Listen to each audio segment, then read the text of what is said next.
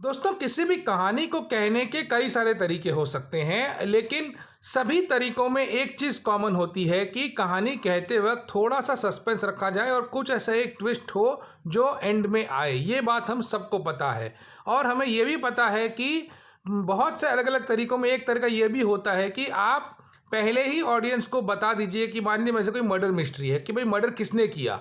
बाद में सस्पेंस ये है कि क्यों किया, कैसे किया, किस वजह से किया, तो इसकी वजह से कहानी इंटरेस्टिंग बनी रहती है।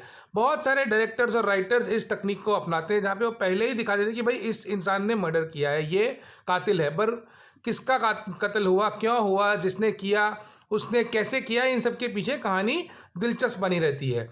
उसी तरह जो टाइम लूप और टाइम ट्रैवल बेस्ड कहानी होती है उसमें पहले ही नैरेटिव नॉन लिनियर बन जाता है, तो वो वैसे इंटरेस्टिंग बन जाती है कहानी।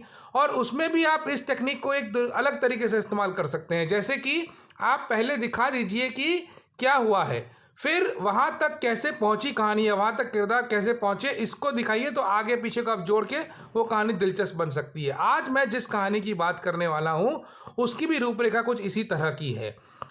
यहाँ पे 4 टाइमलाइंस की बात की गई है: 1890, 1941, 2023 और 2053।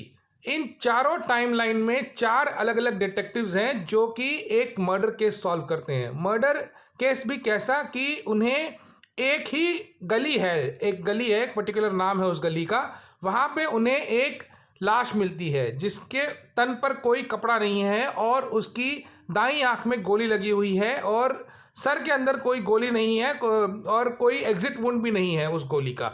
तो ये केस बड़ा ही पेचीदा हो जाता है और फिर धीरे धीरे इन सभी डिटेक्टिव्स को पता लगता है कि जो फ्यूचर में है उनको पता लगता है कि पास्ट में ऐसा केस आ चुका है और सेम केस सॉल्व किया गया है। तो इसमें ये सारी टाइमलाइन आपस में किस तरह से कनेक्टेड हैं और ये क्यों इन 4 अलग अलग टाइम पे सेम इंसान की डेड बॉडी सेम पोजीशन में उसी तरह से क्यों पाई जाती है, इसके पीछे का क्या कनेक्शन है, इन सब को समझने के लिए आपको देखनी होगी ये सीरीज़, जो कि हार्लन कोबन के नावल पे बेस्ड है और इसमें एडोलेसेंस फेम के स्टीफन ग्राहम ने भी बहुत अच्छी भूमिका निभाई है।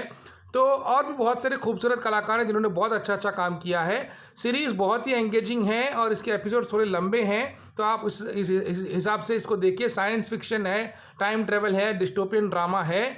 नाम है बॉडीज़ ऑन नेटफ्लिक्स।